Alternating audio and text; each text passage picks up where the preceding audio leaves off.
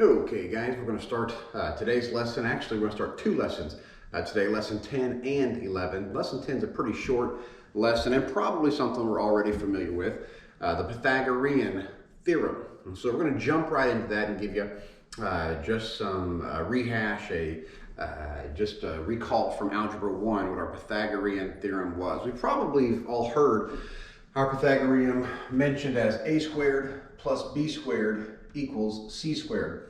Sometimes people will say it, c squared equals a squared plus b squared. It's the same thing, just depends on how you move through the equation. But just so we understand with the Pythagorean theorem, a couple caveats, things we must have.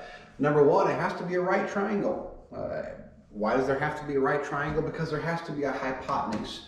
There has to be that one side that's opposite that right angle that is going to be the longest side of a triangle. And so no right triangle, Pythagorean theorem is not really going to work for us there. So let's go ahead and jump right into it real quick. We're looking at example 1 on lesson 10. And it gives a triangle, gives us this triangle as a matter of fact. The only thing different that you'll see is you won't see C and you won't see B written there, but you will see 7 and 4 and A. Now, we're going to plug those numbers in, 7 and 4, into our Pythagorean theorem. I'll make this known too, that when we see A and see B, or whatever's written there for B, A and B can be interchanged with our formula here. It doesn't really matter which side or which leg we say is A or which leg we say is B. They're going to really end up being the same thing or being used the same way in the formula. However, C, very, very important that C is always labeled as our hypotenuse. Otherwise, we're going to get a wrong number with our formula. So let's go ahead and look at this real quick. A squared plus b squared equals c squared. We're going to rewrite that or plug numbers into our formula. A squared plus 4, which is our b, 4 squared equals 7, which is our c, 7 squared. So going ahead and working out the squares with our formula, a squared plus 16 equals 49. I went ahead and wrote this out for you. Recall from the last couple lessons, basic algebra, change sides, change signs. Now why are we doing that? Because we need to get a by itself on one side, everything else on the other. So we go ahead and work that out. We'll go ahead and erase this so we can see what that looks like before. So then we have a squared equals 33, because 49 minus 16 gives us that 33. So what do we do from there? Well, we're not looking for a squared, although that's what our formula says. We're not looking for a squared, we're looking for a. And so what we'll have to do is square root both sides. You say, why are we square rooting both sides? Well, because if we follow that pattern where if we multiply or divide on one side of the equation, we have to do it to everything, even the other side of the equation. And we're going to do the same thing with square roots.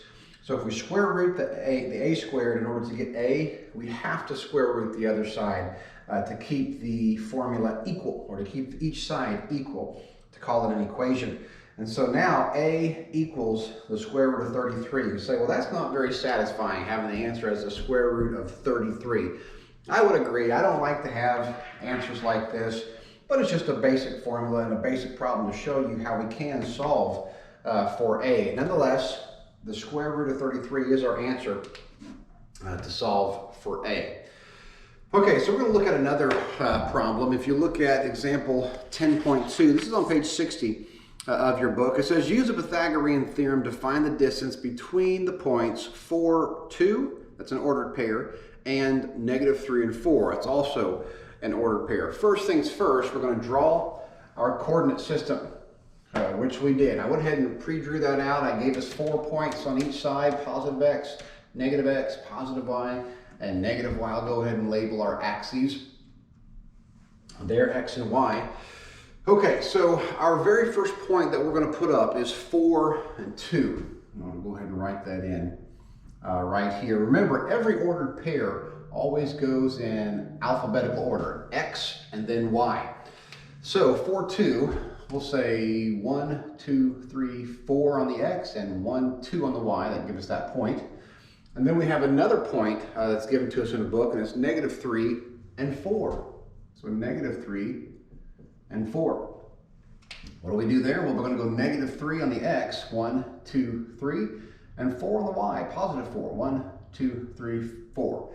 Gets us to that point right there. Whenever you have 2 points on a coordinate system, a Cartesian plane, we can always get a right triangle. And so, what do we mean, or why are we doing that? Well, because right now we're giving you a very, very basic form of the distance formula. Now, we'll come back and visit the distance formula a little later in the book, but at this point, we're going to say that the distance squared is going to be equal really to our change in x squared plus our change in y squared. And so, but that's kind of it looks kind of ugly. We're not going to really go with that right now, but we can say that c squared equals a squared plus b squared, which is really what I want you to focus on right now. Just understanding that c is here, but c is the distance between the 2 points. So that's why we call it the distance, a basic form of the distance formula. Again, we'll visit the distance formula later on in our book, but the distance between the 2 points, we can use the Pythagorean theorem to find. And we're going to do that. And so, but in order to do that, we still need to know what the distance is from this point to this plane right here, because it's on, this point is on this plane. So what's the distance here? Well, that distance is 2. Not negative 2, just 2. And even if it was negative 2, it's not really going to matter because we're going to square it and then it'll get rid of the negative. And then what's the distance from this point, or this point really, to this plane here? And that's a number of 7. So if we counted 1, 2, 3, 4, 5, 6, 7, we could see that there. So c squared or d squared is going to be 2 squared plus 7 squared. D squared then would equal 4 plus 49. Hopefully you're staying with me and understand where we're going here. Oh, d squared, put that in there. So d squared equals 54. Now, did we solve for distance? Did we solve the distance between the here and here? Well, not yet, remember, because we're not looking for d squared. Remember, d squared is just a different way for us to say what c is. That is d squared, or c squared at this point is d squared. And so what we need to do is square root both sides. And then we'd say that d is the square root of 54. And so we understand that technically that's going to be somewhere between 7 and 8, closer to 7. But we see the distance, or d squared, is the same thing as saying the c, or c squared in this case right here. And we can find d, or the distance between 2 points, by simply making a right triangle with those 2 points. Easily understood. Hopefully the Pythagorean theorem is not difficult. Hopefully you grasp onto that pretty quickly, and it shouldn't be a big deal. If it is, let me know, and I'll help you out with that. I'm going to flip the page. We're going to look at lesson 11 right now. Lesson 11 starts off with the addition of fractions and inscribed angles. Now, you're probably all excited about the addition of fractions, stuff we learned way back in the 3rd grade. You think, man, I can handle this lesson. This is easy. Well, it goes on to a little bit harder stuff, but we're going to look at just some basic reminders here. When we're adding fractions, remember whether we're adding or subtracting fractions, there's one basic thing that we have to have. Do you remember what that is? Right, we have to have a common denominator. In this case, 11 is our common denominator. So if we had 1 over 11 plus 5 over 11 minus 4 over 11, the easy thing to do, remember, we keep our common denominator, 11, there. I don't want to erase that, make it red where we can see it like we're working something. We keep the common denominator 11, and then we just work with the numerators. All right, so 1 plus 5 is 6. 6 minus 4 is 2. And so we get the answer 2 over 11. We remember how to do that pretty easy. Okay, so now we get to just a quick reminder again. What if we had 1/2 plus 3/4? Now, you may be able to, in your mind, turn this into a common denominator and an easy addition there, but we're going to just kind of work through it to remind ourselves what to do.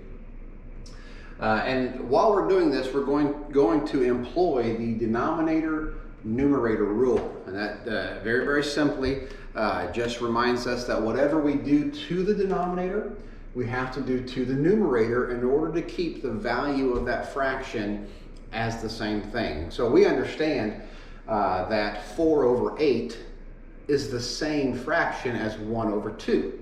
Now the numbers aren't the same, but the values are the same. And so that's what the denominator-numerator rule does for us. That whatever we do to the denominator, we do to the numerator to keep the values the same. So let's look at this and remind us what we have to do. Well, we have to find our common denominator. We're not going to go quick. We're going to go quickly through this and not explain what we learned way back in elementary. But we understand that 4 is going to be our common denominator. Well, how do we get 2 to 4? Well, we can't just add 2. That's not allowed. We have to multiply by a number to get to 4. Well, 2 times 2 gets us to 4. And then we employ our denominator-numerator rule. Whatever we do to the denominator, do to the numerator. So 2. So our new fraction really is 2 over 4. We have a common denominator now. We'll keep that. And then we'll add what we have, 5 over 4. And again, that's easily understood. We're not wanting to belabor that, but we are wanting to get it and make it applicable to our fractions now. Now you may be looking at this saying, why in the world are we doing fractions with all those letters and what's the big deal? Well, we've done this before in Algebra 1, and so again, this is just kind of a rehash. It's kind of this getting us going for Algebra 2, but we're going to look at this real quick and decide what our common denominator is. We have 2a in one fraction, ax squared in another, and then ax cubed in another. So we're going to take it one little step at a time. We're going to say, what is our common denominator? First, I'm going to look for a numeric coefficient, 2. There's no other numeric coefficient with each fraction, so I know that 2 is my numeric coefficient. Now I'm going to look at the a's. How many a's do I have here? 1. How many here? 1. How many here? 1. Okay, so I just have an a for each one of those. So 2a, and then what about my x's? I have no x, x squared, x cubed. So what's going to be my common denominator? Well, it's going to have to be the highest power of whatever variable we're talking about. So it has to be x cubed. So our common denominator is 2a x cubed for each fraction. We understand that. All right, so now here comes the second step of that problem. What do I need to multiply this first denominator by in order to get 2a x cubed? Well, it's already 2a. I need to multiply it by x cubed. Denominator-numerator rule means I have to multiply up here by x cubed. So I have k x cubed up top. All right, what about this one? It's ax squared. Well, first off, you notice I don't have a 2 here, so I gotta multiply it by 2. And I only have x squared, so I need to multiply it by another x. So this gets multiplied by 2x. So down here I'll have 2, and we'll try to put these in alphabetical order. It's just something I like to do. B, C, X. And again, the reason I got 2bcx is because I had to multiply 2x here in order to make it our common denominator. Denominator-numerator rule says whatever I do here, I have to do up here. So now 2x times bc is 2bcx, just in alphabetical order. All right, so I have ax cubed here. What do I need to multiply that by to get our common denominator? Well, just 2. Denominator-numerator rule says whatever I multiply here, I have to multiply by up here. And so 2 times m is 2m. Now we're also going to notice that when we do this, that we don't have any like terms. X or kx cubed, 2bcx, 2m. There's no like terms. So I can just go ahead and write it out. Kx cubed plus 2bcx minus 2m. All of that over our common denominator, 2ax cubed. And hopefully that's the answer that we got. Again, not really a big deal. We're going to go ahead and look at another one here real quick. And we see m over k minus b plus cx over AK squared. So think about this real quick. Can you tell me what is our common denominator? Did you say AK squared? If you did, you were right. It's AK squared. You say, how do you know that? Well, I'm going to look and see what kind of variables I have. I have an A and I have a K. There's just a K squared here. But A and K are the only variables I had. So I need the highest power of each variable. In this case, it's just A. And so A gets there, here, here, and here. My highest variable or highest power of my variable K is K squared. So AK squared. And that's all I have. And so that's what my common denominator is going to be. Sorry for the sloppy writing down here. It gets a little more difficult to write the lower you get on the board. Okay, so we're going back to here. If I have K already for this first term, what do I have to multiply it by to get AK squared? Well, I have to multiply it by AK, which is this denominator numerator rule. Okay, so now I have AKM. What about here? I don't have anything here because it's just a whole number. B would be a whole number, so we have to put it over fraction over 1 and multiply everything by the 1 down here. So I have AB K squared because denominator numerator rule. What do I need to multiply here? Nothing, because I have AK squared. That's my common denominator, so it's just CX. And so I would end up with AKM minus AB K squared plus CX over A K squared. And this would be the fraction that I'm looking for with my common denominator. Hopefully that makes sense to you. Again, if you have any questions there, let me know. Let's go on over to the next section on lesson 11, inscribed angles. Okay, so in order to get to inscribed angles, there's a few things that we have to look at first. So number one that we're going to look at, let me get my other marker here, that's going to be central angles. Now, what's a central angle? A central angle is an angle that has a vertex or has a starting point at our midpoint of our circle, our very center of our circle. An interesting thing about a central angle is whatever the degree is of a central angle, it's also the degree of the arc that it makes. And so if we have a 44-degree central angle, wherever those legs go out and they touch the outside of the circle, it's going to make a 44-degree arc. That's just how central angles work. Then they give us an explanation you can see in your book as well, an inscribed angle. Now, an inscribed angle has a vertex touching the circle, but it also has makes an inscribed arc as well. The interesting thing, though, about inscribed angles, or intercepted, I said inscribed, intercepted arc, the interesting thing about inscribed angles is that whatever the arc degree is, in this case it's 44 degrees, the inscribed angle is half of what the arc degrees is. And so a 22-degree inscribed angle is going to produce a 44-degree arc. And that's just the way they work. And they give us a few other things, and there's not really there's a proof that we can show you, and I think your book will show you. Interesting thing about Saxon is that they throw all this geometry in with their algebra, which I like. And if you've had Saxon before, you understand that Saxon doesn't really have a geometry book there, but they throw it in with your algebra, and it helps it to make more sense as we're working through, and not just a lot of figuring as far as triangles, circles, and that stuff, but they give us some numbers to work with, and I appreciate that.